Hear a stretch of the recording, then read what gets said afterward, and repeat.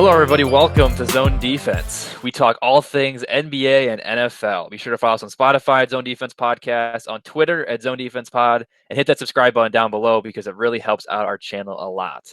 Also, drop a comment and let us know which potential playoff matchup you are most looking forward to as we near the end of the NBA season. Today, we'll be opening an NBA Top Shot pack and going through the top NBA storylines of the last week. How's it going, Chris?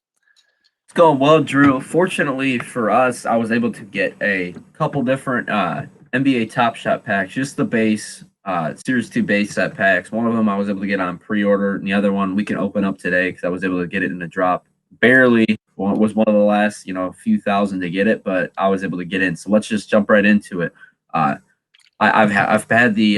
I've been able to open one other pack before. I got a pretty sweet KD and a pretty sweet Tyler Hero out of it. So let's see what we get out of this one. Just 3 moments in this.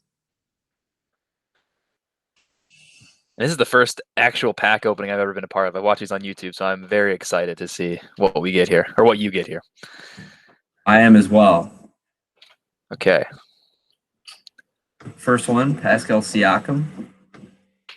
Pretty cool one. Yeah, nice. He's not seen screaming at Nick Nurse in this moment either, so that's always a good sign. Yeah, no audio in these, so unfortunately we don't get to hear that. That'd be a pretty good moment, and I would probably really be very willing to watch that. It's got a decently low serial number too, so that's a good sign. Yeah, right. We got Julius Randle in this one. He's having a great year, obviously. Serial number, obviously, you'd like it to be a little bit lower on some of these, pretty high ones on both of these first two. But, it's still 2 good players, at least so far, out of the first 2. Let's see what we get out of the last one. Yeah, one current All-Star and one former All-Star. And then one not current former All-Star. Nice Steven dunk, Adams. though. Nice dunk. Yeah, that's a pretty sweet highlight. I mean, obviously, it's extremely high serial number, probably goes for like $4. But, all in all, I'll take it for sure. Yeah. It's only costing me a few dollars. So, but we're going to take a quick break now, and then we'll jump back into the actual episode after this. All right, yeah, Chris, that was a lot of fun doing that NBA Top Shot with you. Hopefully we get another pack here very soon and maybe get some more cool moments. I know Steven Adams isn't your favorite player in the world, but both Siakam and Julius Randle are 2 decent players, relatively low serial numbers, so those should definitely help your progress in NBA Top Shot. But now we're going to dive into some real-life NBA basketball to talk about a few of the top storylines from the last week or so. We're right around the playoffs are right around the corner. Teams are a lot of the moves that were made at the trade deadline last week are either paying off or not paying off. So I'm really interested to see what topics you brought to the table here today, Chris. So how about you start us off with your very first one?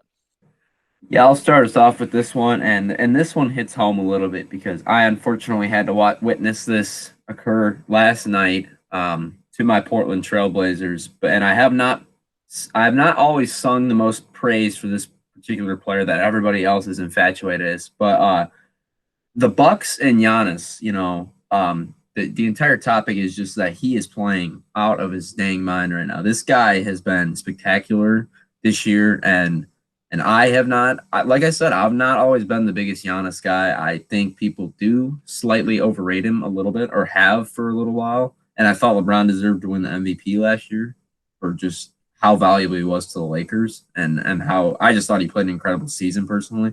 Nothing against Giannis's fantastic season last year, but I was personally on the LeBron train. Dude, he is right. He's got to be right there in the MVP race, though, man. This guy just went 18 for 18 from 2-point range last night, and his only 3 missed shots were 3 threes that he took. Other than that, the Blazers looked like they were a little league team trying to cover him. Having Robert Covington or Yusuf Nurkic on him, nothing was working. It was just straight up bully ball for the 30 minutes that Giannis played in the game. He didn't even need to play that much either for them to win. They've won pretty handily against the Blazers as well. So just, obviously I was pretty upset about it, but at the same time, I didn't let my personal belief with the Blazers, I didn't let it, discourage me away from what was really happening in the game, which was just watching Giannis totally dominate a basketball game. And I think, the Bucks are starting to hit their stride a little bit now. They don't have a ton of depth, I don't think. They're not the deepest team in the league, But having Drew Holiday as an addition to this team has made a world of a difference. I mean, this guy, he was great last night too. I know he didn't really shut down Dame, but he still made his life pretty tough. Dame was on fire in the first half. I think he had like 18 points, but I don't think he missed a shot in the first half. In the second half, he was only like 3 for 11 from the floor. He didn't really do a whole lot in the second half. I think a lot of that had to do with Drew Holiday. So he's been a big addition to the team for sure. And then, obviously Chris Middleton's still a great player as well. This team, I mean, they're gonna shoot a lot of threes. They're gonna try to beat you from deep, and they're gonna let you take a lot of threes as well. So if you're not knocking them down, they're going to be a tough out in the playoffs because they just don't allow points in the paint at all, and they have Giannis to just bully teams in the paint as well. If they use them similarly like they did against the Blazers, which are a playoff team, if they're able to execute this similar offense in the playoffs, they're going to be tough out in the East for sure. That's for sure. Do you have anything to say about Giannis and just this Bucks team as a whole? Yeah, so first with the Bucks as a whole, if you go back to mid-February, they won 5 in a row, and they lost one, then they won 7 in a row, and they lost 3 in a row, and now they're currently on a 2-game win streak after their win against the Blazers last night. So just really rounding into really good form. It felt like a lot of people, including myself, and I think we talked about it a few times on this show, they were kind of an afterthought. It was like the Nets, the Sixers, and then everybody else. And the Bucks were kind of in no man's land. We didn't really think they were as good as the Nets or the Sixers, but we also felt like they were better than like the Hornets, Hawks, Heat, Celtics, the teams that are trying to get out of the play-in or trying to make the play-in in general. But now I think the Bucks have firmly entrenched themselves in that tier with the Nets and the Sixers. They're good defensively. Drew Holiday's been playing well, and Giannis too has been really, really good. It's still like a lot of people, and I'm not to call you out, Chris, but I know you're a Giannis hater, and you were critical of him to start the year as well. And he's really turned it on here after he came back from that injury. Obviously had a really, really nice game yesterday. And I don't think he's going to win the MVP this year just because, I mean, to win 2 in a row is really hard to do. To win 3 in a row is almost impossible to do just because it is a very much a narrative-based award. And even if Giannis has incredible stats again, I feel like it's probably not going to go to him. However, the door is kind of open for him because with LeBron hurt, Embiid, I know he's coming back, but he was also hurt for a while. I would still lean towards Embiid getting it, but Giannis is definitely right there in the conversation. If he keeps playing like this, and if Embiid isn't the same, if LeBron doesn't come back from the injury, if the Nuggets continue to struggle with Jokic, it'd be surprising, but it's definitely possible for him to win a third straight MVP, which is just insane, even saying it out loud. So we'll have to wait and see. But yeah, overall, the Bucks have had a really, really nice couple months here. But at the end of the day, they got to win the playoffs, right? I mean, we've seen them in the last couple seasons. They have had really nice regular seasons, but then they fell to the Raptors 2 years ago, and then last year in the bubble. I know it was weird circumstances, but they were awful against the Heat. So have to wait and see. They're probably gonna win their first round matchup. Actually, conveniently enough, the way things are set up right now, they would face the Heat in the first round. So maybe they wouldn't win that first round matchup. Who knows? But if they make it to the second round, they're gonna have to face most likely the Philadelphia 76ers, and that's gonna be a really tough test for them. So congrats Bucks, congrats Giannis, great stretch here, but I'm not gonna be a firm believer in you guys yet until the playoffs come around. Yeah, I mean, I get it. I don't think they're the absolute favorites in the East or anything. I think it's still the Nets or the Sixers with the healthy Embiid and KD. But with Giannis, I mean, I've obviously been someone. I wouldn't consider myself a Giannis hater. I don't absolutely hate the guy or anything. He didn't do anything wrong. I just think that people overrate him a little bit, and that I would have taken LeBron over him in an MVP race last year. But that's probably a minority opinion as well. So can't beat people up too much for that one. And, I'm probably on the outside. But for me, I mean, I think he's got to be right there. I mean, I would say the MVP race now, I think LeBron's probably firmly out of it because he's going to miss a bunch of time.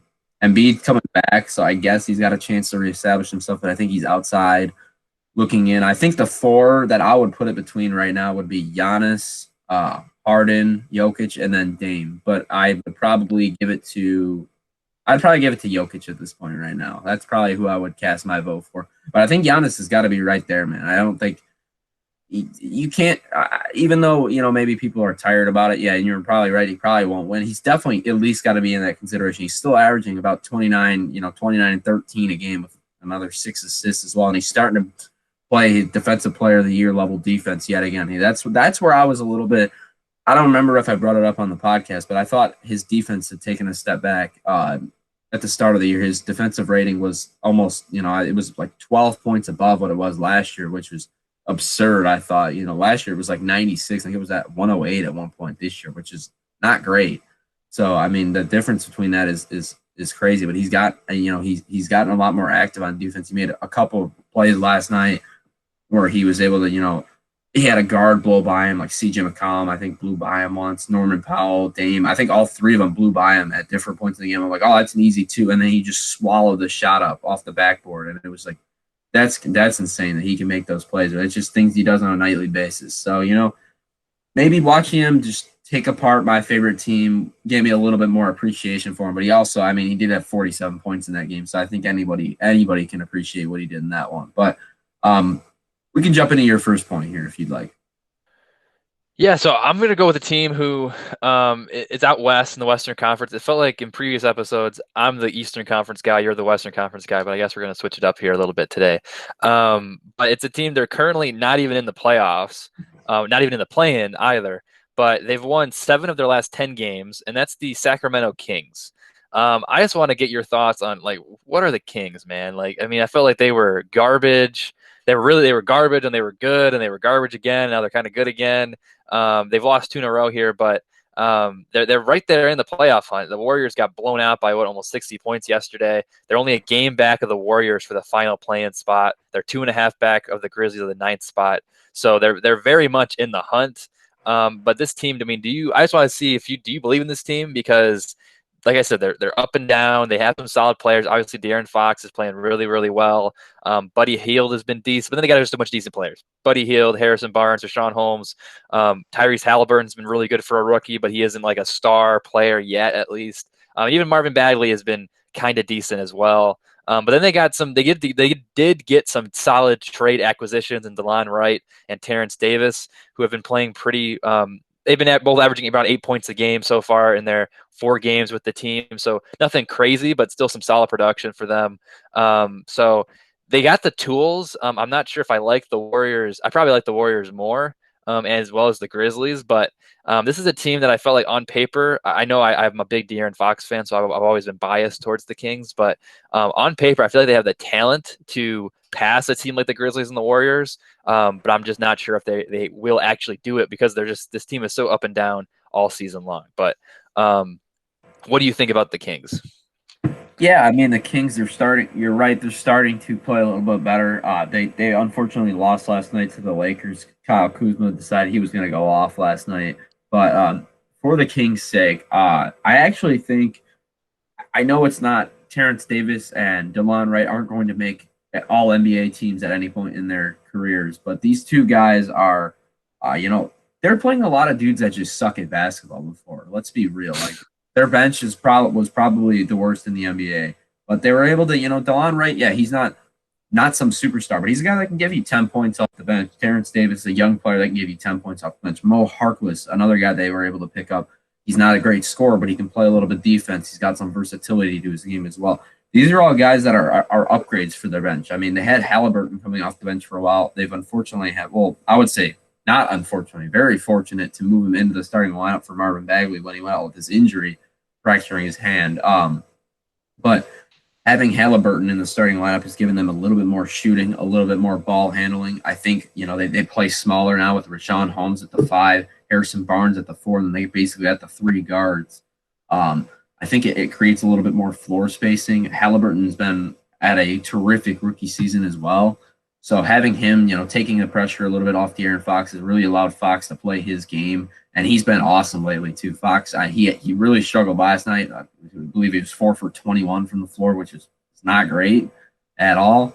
But he's been excellent over the last few weeks or so in this current not winning streak, but winning basketball that they've been playing at least lately. But I'm kind of in the similar opinion with you. I don't think they're going to end up making the play-in. Maybe they sneak into the 10th spot, but it's got to be somewhat promising that the Kings, they're fighting. They're not trash. So it looked like for a while at the start of the year, I was like, man, this is maybe a playoff team this year. And then they just totally fell apart for about a month and just played some of the worst basketball out of any team in the NBA.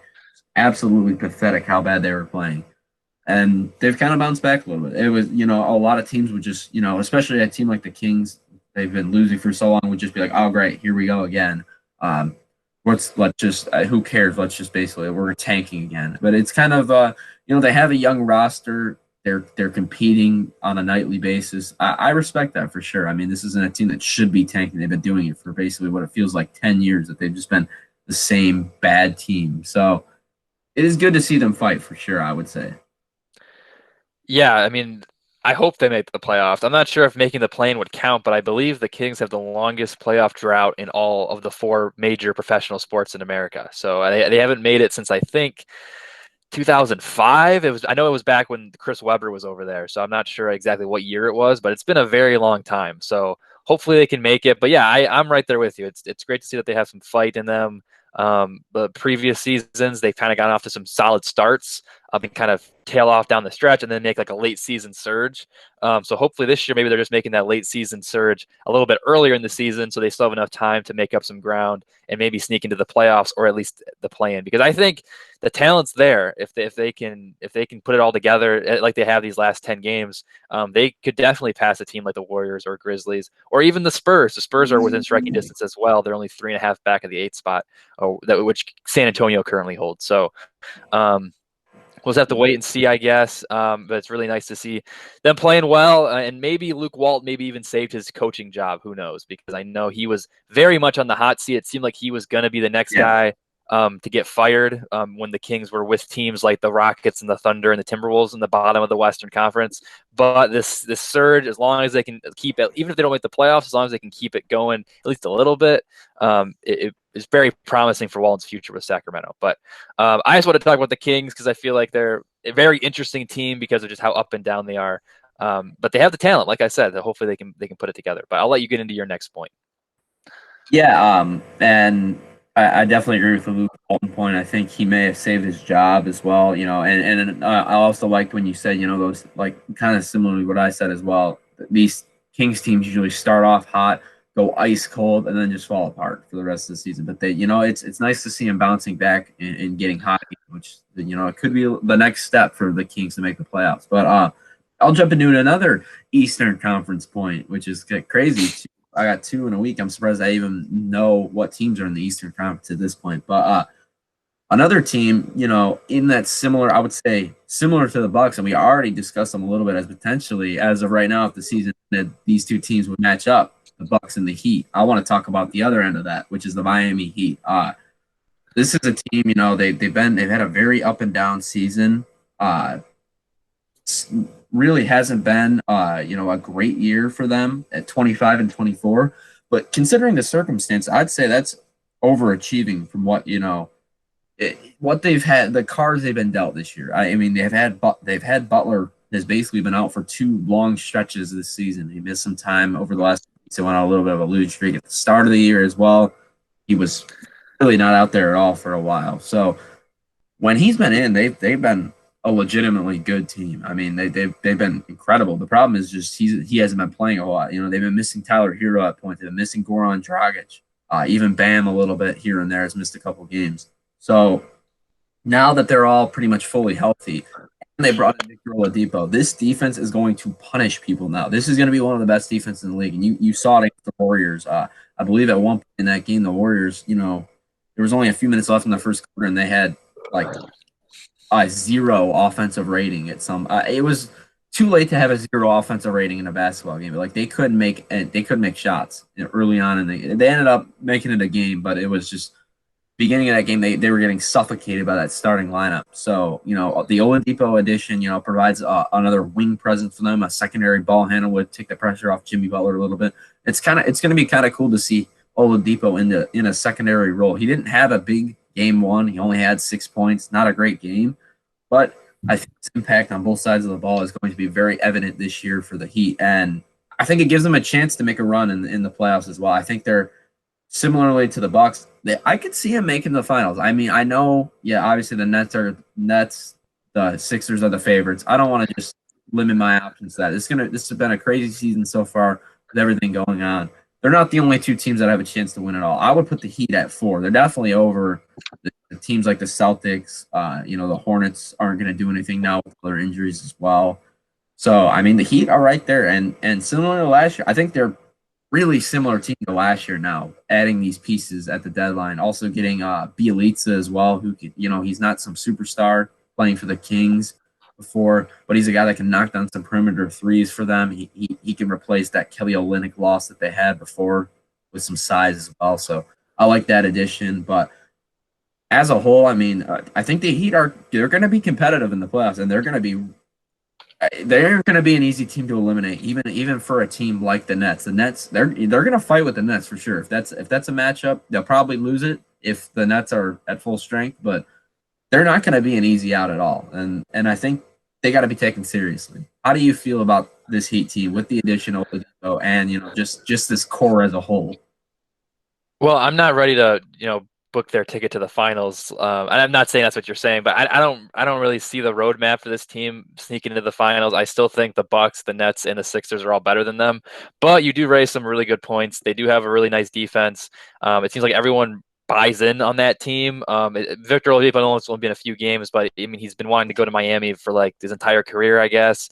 So it seems like they really want to play hard-nosed defense. They have a lot of scoring options too with Oladipo, with Jimmy Butler, with guys like Duncan Robinson, Kendrick Nunn, Bam, obviously. So I guess I can kind of see it happening, but I don't know. I still just I mean they're very inconsistent, right? They won like 5 games in a row, then they lost 6 in a row. Now at the time of this recording they've won 2 more in a row. So I just would like to see the consistency be there. But they're definitely going to make the playoffs. I would be shocked if they fall out of below the 6th seed. So I think they're going to avoid the play-in, even though at the time of this recording, they're only a game up on the 7th seed.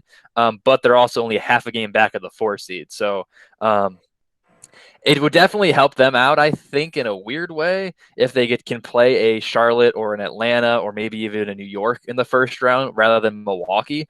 Because then, as you said, it's been a very weird year. Maybe if you have to play Brooklyn or Philadelphia in the second round, maybe one of their guys picks up an injury. Maybe they get banged up. Maybe they have a hard-nosed first-round series. Who knows? And then you're playing them in the second round when people are a little bit more tired. And a team like Miami, who we saw last year, has that dog mentality, is able to keep persevering, keep going.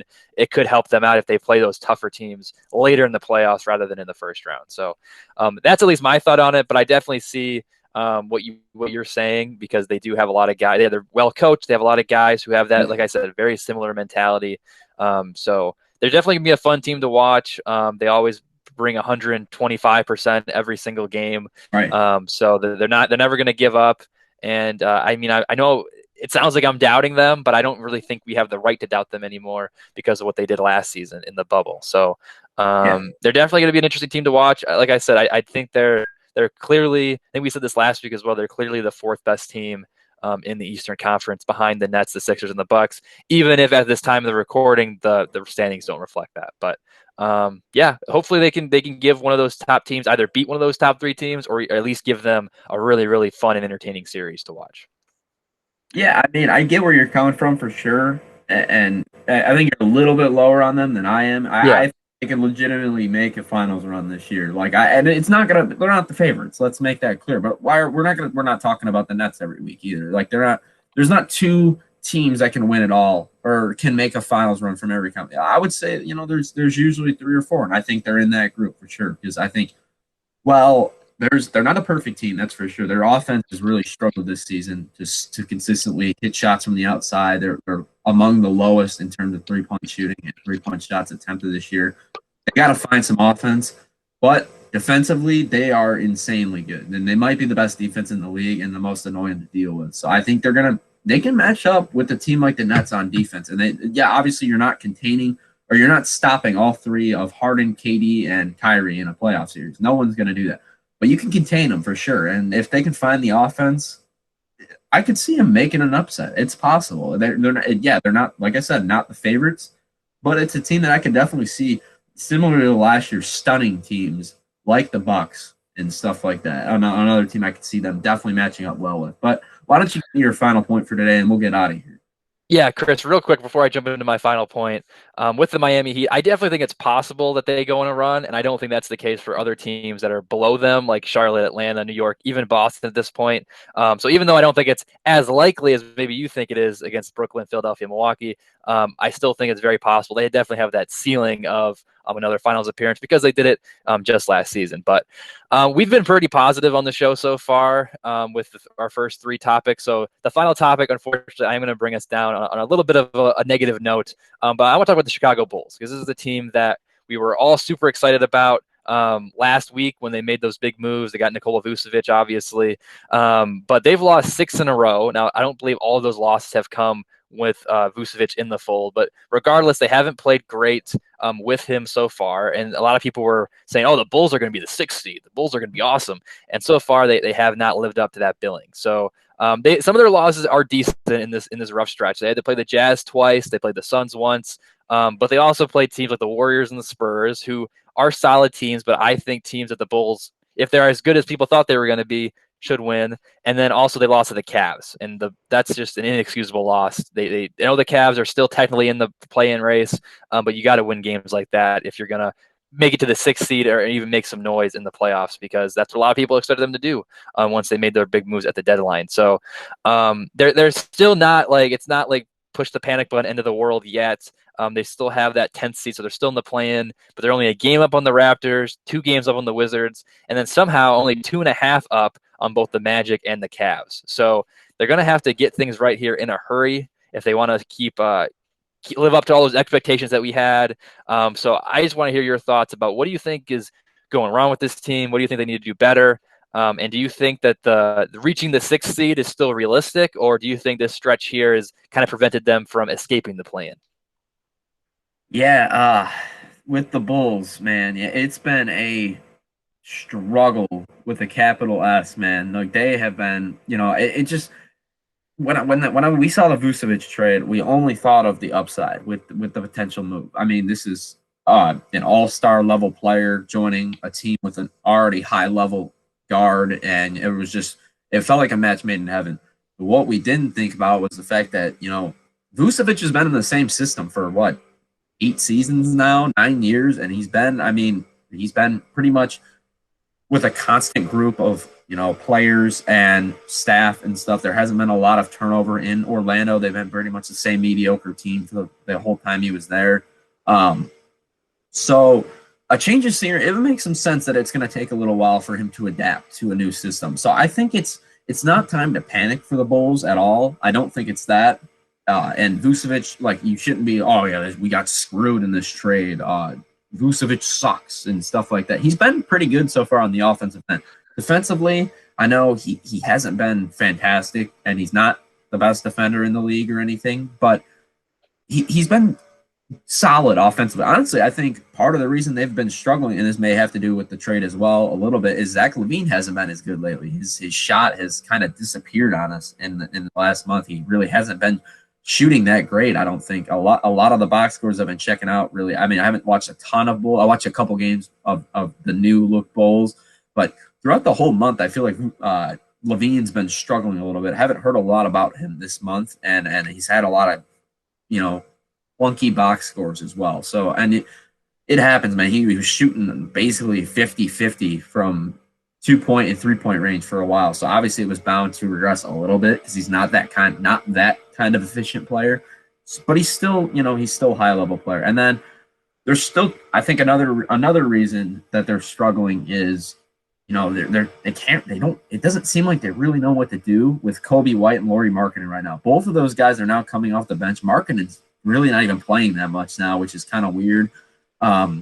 He just doesn't really seem like a fit on this team anymore. Maybe he should have been the one to go in that Magic deal. Honestly, that might have made a little bit more sense because Wendell Carter can come off the bench, and he's actually been pretty good with the Magic so far as well.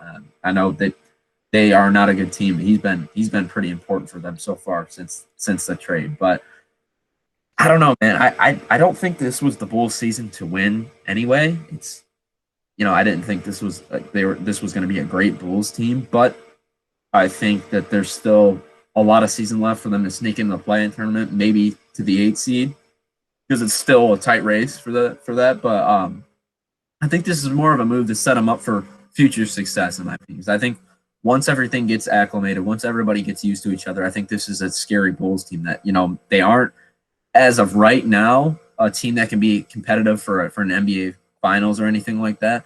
But having, Patrick Williams, if he can develop quicker than people think, if the other two mesh better, they can be a scary team for sure. Yeah, the marketing point's a really good point because I think a lot of the rumors were surrounding him that he was going to be the guy that got moved and traded because I think his contract is up, or they have to like either decide they can give him the max this offseason, or do some stuff there. So that's why he was the guy that was most rumored to be moved. So I was kind of surprised when they ended up moving Wendell Carter because you're absolutely right. He's been pretty non-existent so far in the new look Bulls. Of course, he had some injuries most of the year as well, so maybe there's some lingering stuff they're wary about. So maybe that's why he's not playing as much. But not great sign for him so far, at least for his future in Chicago. And then other things as well that you mentioned was that like Zach LaVine hasn't been playing great, really even before the trade. But I agree that I think this season it's not like make or break for the Bulls. If they lose in the play-in tournament, it's not like, oh my God, the sky is falling. But it's just a little disappointing so far because, like I said last week when they made all these moves, it was like, okay, here we go. We're gonna be the best team in the East down the stretch, and we're gonna be really awesome. And it's not been great so far, obviously. But I don't know how their schedule, like in terms of strength of schedule, how it lines up, but just looking at it right now, they do have a lot of win. They play some tough teams. They play Brooklyn, they play Milwaukee a few times each. And they play Miami a couple times as well. But they also play a lot of teams that they're going to be right there in the hunt with for that final play-in spot in Indiana, Toronto, Atlanta, Boston, Charlotte, New York. They have games against all these guys. At least once, some of them they have 2 or 3 games against them. So it's going to be a really fun last couple months of the season for this Bulls team, and we can actually see if they're legit or not. And I think they'd be a fun team to watch. It does take some time to get accustomed to your new teammates and everything. So maybe just we have to be a little patient with them, but it's going to be awesome to see this team go against some of the teams they're fighting for that final spot with. And yeah, I'm really looking forward to it, even though they've been struggling so far. But I wanted to bring it up just because we were really high on them last week and has not been great so far. Yeah, and like you said, what you just said makes a lot of sense. We were really high on them. The key word there is last week. It's only been a few games, Yeah. not. Uh, I really don't. I don't think it's even if they can't figure it out this season, I don't think it's anything that people should be overreacting to. This Bulls team wasn't projected to be that great anyway. They were definitely overachieving, in my opinion, beforehand because of Zach LaVine's level of play and Patrick Williams. People trash the pick. He's been one of the best rookies so far this year. I actually really like Patrick Williams. I think he has an extremely high ceiling. He can end up being the best player in this class, purely like better than LaMelo Ball. It's a possibility for sure. I think he's a good player. Obviously, he's only averaging like nine, almost 10 points a game, but he's got the elite level defense. He's got. I mean, do you see? I don't know if you saw his block against DeAndre Ayton on a. It was they tried to do a lob attempt and he blocked it like a lob attempt, like he went up to like tomahawk the lob. Ayton did, and he just swatted it with one. Like he just like pinned it or whatever. It was crazy. Those are the kind of plays that I could see Patrick Williams' versatility really adding to this team. And if he levels up his game a year or two earlier than people expect, this could be a mini big three if you get what I'm saying here. Like if Williams can get up to a level where he's averaging 17 a game, they got 3 really high level players then, and they can be a team that wins now. And it's weird because another thing I didn't really think of at first with the Bulls move, and this is a little bit more negative, is the fact that Vucevic is considerably older than LaVine. He's got almost 6 years on him, I believe. So he doesn't have a lot of high level. I mean, he's a player that's doesn't rely on his athleticism to win, but he's a guy that probably only has, I would say 5 years of high level basketball left, maybe even less than that. So they need to figure it out soon, that's for sure. And maybe going after a guy like Lonzo Ball in free agency could be another way they could upgrade the roster because they don't really have a true point guard right now. So adding one would be nice. But at the same time, I do like their current roster as is. I don't think they're going to make a ton of noise this year, but if they can get into that play-in tournament and, if they get to the 8 seed somehow, they'll at least be entertaining in the playoffs for sure. They're not going to beat the Nets in a series if they end up being the 8 seed, and that's not news to anybody else. But they can at least make those games fun. Similarly, watching the Magic play the Bucks last year, they got slaughtered in I believe it was 4 games. Maybe they won a game, Five. 5 games. But Vucevic had a really big impact. Like he had an like that series wasn't like the games weren't insanely close, but watching like they competed out there, and Vucevic was awesome in that series. I can see something similar like that happening to the Bulls if they end up making the playoffs against like a Nets team. They keep it within 10, 15 points, but not super competitive. Yeah, I agree there. I thought you brought some really good points. That I forgot to mention how the age gap is definitely significant because you got like Williams, Levine, Kobe White too. That could be a potential big three. They're all like on a similar timeline for the most part. Actually, you could even argue that Levine's like on his own trajectory because he's just entering his prime. And you got White and Williams who are still like at the very early beginnings of their prime, not even reached their prime yet. And then you got Vucevic who's most likely near the end of his prime. So that timeline is definitely concerning if you're a Bulls fan. But at the same time, they're most likely going to make the play-in unless they really are not able to get things under control here soon, and they lose a lot of these games against teams that they're battling with, and then they drop below the Raptors or the Wizards. But honestly, I still think they're better than the Raptors and the Wizards, so hopefully they're able to figure it out enough at least to sneak into the play-in, even if they end up losing the play-in. But it's still going to be disappointing because I know a lot of Bulls fans were really, really excited. They were already printing up their, 2021, sixth seed championship T-shirts last week, and but now they're going to be lucky, I think, to even sneak into that sixth seed. So, they'll be definitely for better or for worse. They'll be an interesting team to watch here down the stretch to see what they do. But yeah, that's all I got for this episode. Chris, did you want to add anything before we get out of here? No, that's pretty much it for me, man. I mean, this is we'll probably have a little bit less to talk about now because this is about I would say about this month is probably going to be about the dead month. It's after the trade and after the buyout period, but it's before really any. We're checking standings every day, seeing what teams need to do what to make the playoffs. In that in May, end of April, beginning of May. That's going to be a fun time going into the playoffs where we can start predicting who we think is going to win it all. We can start predicting awards and stuff. These next few weeks are going to be a little bit dead, let's be honest. But luckily, I got the Top Shot pack. I got another one for probably next week as long as it comes in, and then we can come up with a couple topics from there. But still a great NBA season. NCAA tournament's closing now, so we can be fully back invested in the NBA hopefully, and I can get to watch some more games because it has been tough to keep track of the NBA a little bit with the whole NCAA tournament. But some of these guys will be in the NBA, so we're still involved in the basketball hour. Yeah, and even though it is the dead month, like you said, you're still going to be able to watch the standings, see who's falling, who's rising, and there's still the Eastern Conference, like I said, 4 through 14 is pretty tight, so a lot of things could happen here the last couple months. And same out west, the Kings and the Pelicans are closing in on the Warriors and Grizzlies to make that play-in race a little bit interesting, and then like 1 through 6 is all still really much up for grabs as well, especially now with the Lakers, all their injuries. So even though there might not be a bunch of crazy moves happening or anything like that, it'll still be fun to watch the games and see which teams make the playoffs, see where they seed, and I'm really looking forward to the play-in as well. But that'll do it all for this episode. Once again, we're the Zone Defense Podcast. We have plenty of off-season content for the NFL, including NFL draft coverage and previews for the 2021 NFL season. And as Chris mentioned earlier, we will be continuing these weekly Zone Defense basketball hours. So be sure to subscribe to us on YouTube and follow us on Spotify and Twitter at Zone Defense Pod, and search us on Apple Podcasts. Also, smash that like button and drop a comment down below. Let us know your thoughts on any of the 4 teams we talked about today, or even if you have an NBA Top Shot pack or bought something in the marketplace and you want to boast about it, let us know in the comments, and we'll be sure to respond to those as quickly as we can. But thank you for listening to this episode, and we'll see you next time. Peace.